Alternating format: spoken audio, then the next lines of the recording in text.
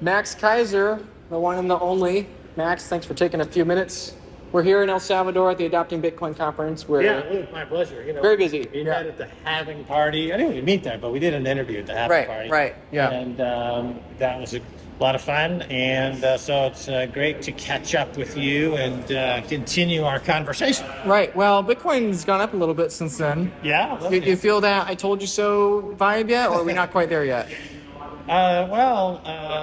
I think we're getting to the point where people are just focused on getting as much Bitcoin as possible and not getting bogged down in figuring out why. They're just buying, they're just hitting the buy button because they feel like the front running and the FOMO and the hyper Bitcoinization is so strong that people are just like hit the buy button and they'll think about why they're doing it later.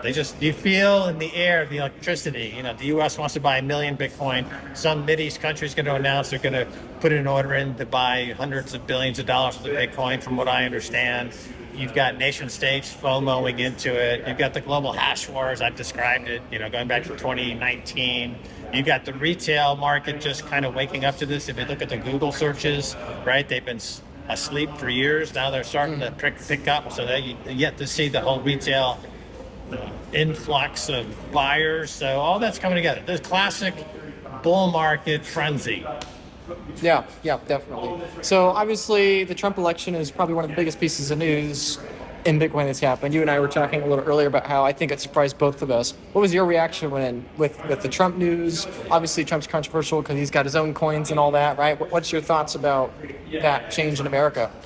Yeah, it's, I've been around for a long time, and I came of age as a kid. I was a kid, when Richard Nixon was president. We had the Watergate scandal, and we went through Jimmy Carter, and then Reagan became president. That had a big influence on me. That's when I really dived into becoming a stockbroker and working on Wall Street, and kind of got swept up in the Reagan revolution. And then we went through the Clinton years, which were kind of weird, and a couple of Bush presidents in there.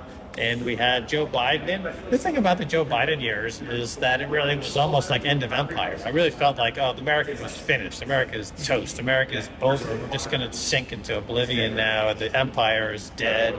But America has a way to reinvent itself, which is unique to America because the Constitution and the Bill of Rights worked. They protected the sanctity of the elections enough to get the will of the people represented in the government by electing the people they wanted, including the president.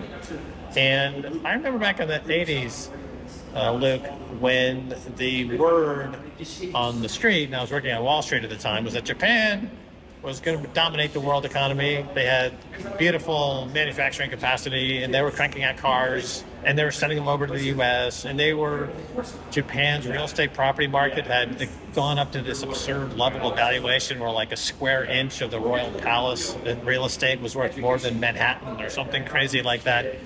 And then the internet came around, and it favored creativity over conformity. Because the thing about the Japanese economy that made it strong was that there was a high degree of conformity. People did what they were told, and they did like robots cranking out this cars, and it worked until it didn't work. And with the launch of the internet in the 90s, the whole pendulum of global economic activity swung back to the U.S., and then you had really the rise of Google and Amazon and Apple, and these are all multi-trillion-dollar companies now, and that's carry the U.S. back to a premier spot in the global economy. Then you had this very strange digression in America toward wokeism, or basically social Marxism. And it really threatened to destroy the entire country. But true to form, from the distance rides a man on a white horse, to come and save the day. The hero, like Joseph Campbell talks about, hero with 1,000 faces. The classic motif of the hero arrives, and he brings with him the cavalry. I think even Elon Musk tweeted, like, the cavalry has arrived, And so now the stage is set for the U.S. to bounce back in a big way. Max Keiser has made an electrifying prediction that has left the market buzzing. What if Bitcoin, currently huddling around the $98,000 mark, could rise to an unimaginable $2,200,000 per coin? Sounds too good to be true, right? Not according to Keiser, who has based his audacious outlook on newly emerged data, creating a ripple effect of discussions among investors and financial experts alike. Welcome back to Investocracy Crypto. So one of the things Trump has talked about is replenishing oil reserves for America, right? Of course, the strategic reserve for Bitcoin seems to be kind of like that similar idea of, in the name of national security, self-interest, whatever, right? And so obviously Putin has discussed the idea. Middle Eastern countries, obviously, the big speculation right now into the big, price jump in Bitcoin. So I'm curious, do you think that all this hype around pricing oil and Bitcoin, do you think that's going to be one of the main drivers to accelerate the game theory, or do you think it's going to be a different vantage point? Is it for the oil? Is it for the, block space? Is it just for who makes the most money? Bond market? Like, what do you think the angle is going to be, the narrative for these countries buying Bitcoin? Well, there's a couple of different questions within that question. First of all, I'll say that I think all energy will be quoted in Bitcoin. Right now, energy is quoted in dollars.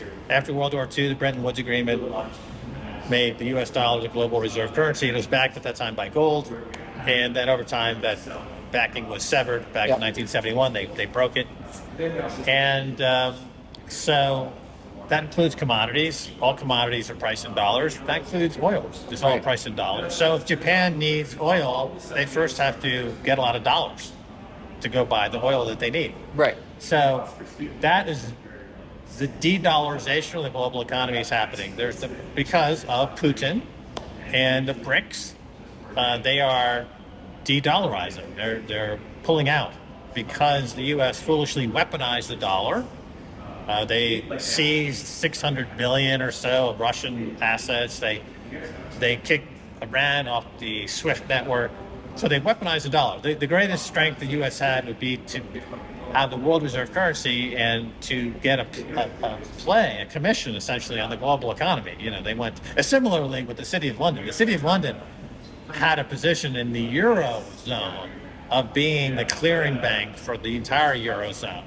And then Brexit separated the City of London from continental Europe in a big way.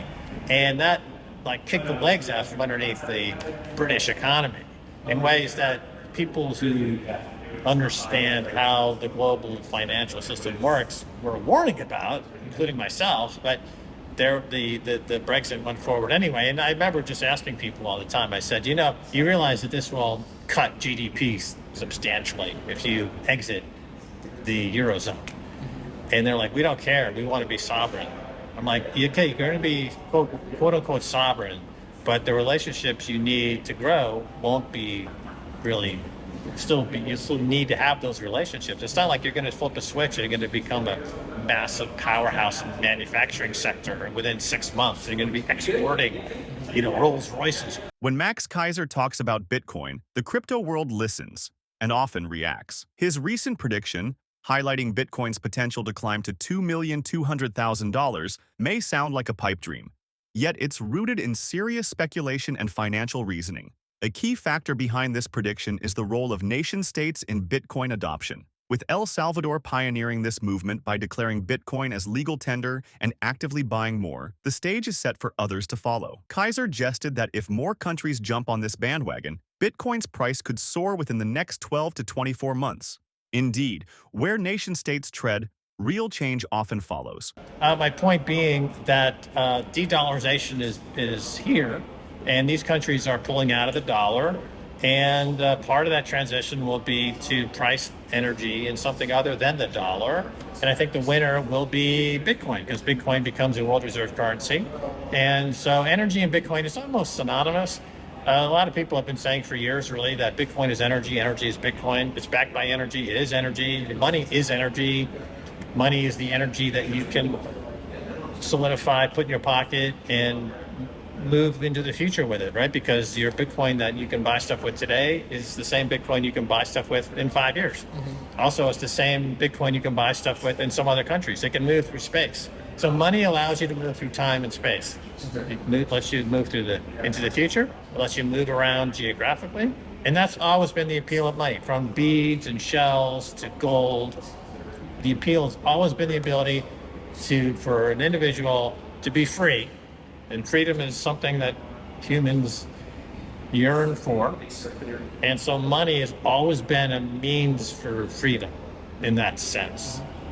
And obviously state money, like the US dollar, doesn't have that level of freedom. Doesn't really come with freedom attached. Robert Kiyosaki added another interesting layer to this tale. For Kiyosaki, the Bitcoin price drops that occurred before Trump was announced to win the US election are merely a destined phase, one that should be embraced with gratitude rather than regret. His forecast of Bitcoin reaching $350,000 feels moderate next to Keiser's, but offers a motivational kick for enthusiasts. But before going any further, if you made it this far into the video, thank you. These videos take a lot of effort and time to make, so if you enjoyed them, please hit the like button and subscribe to the channel. This goes a long way in helping us grow. That said, back to the video. So a lot of people, when it comes to that freedom, have been assuming that corporations would be the narrative of this cycle and that nation states would be the narrative of this cycle, right? And so obviously, as this seems to be maybe changing, right? What do you think is going to happen in the coming years, right? Do you think we're going to have the traditional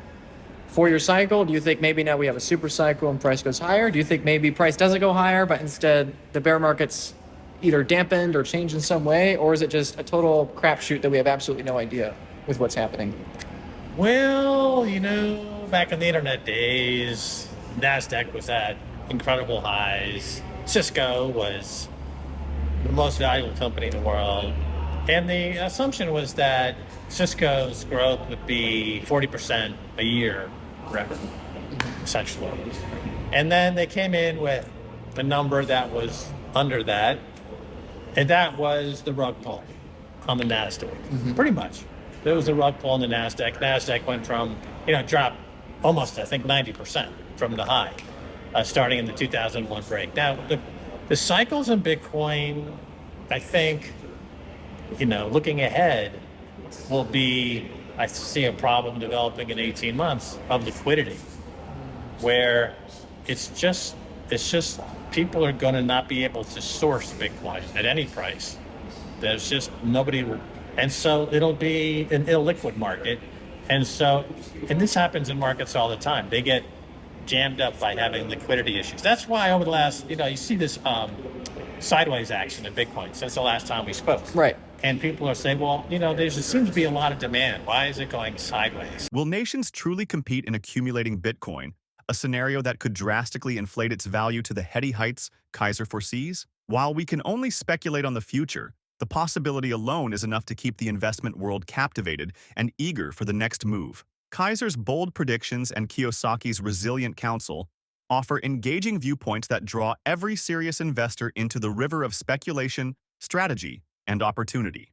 But how do you see the future of Bitcoin unfolding? Share your perspective. And finally, if you would like to know more about cryptocurrencies or specifically Bitcoin, go ahead and click on the next video on your screen. See you there.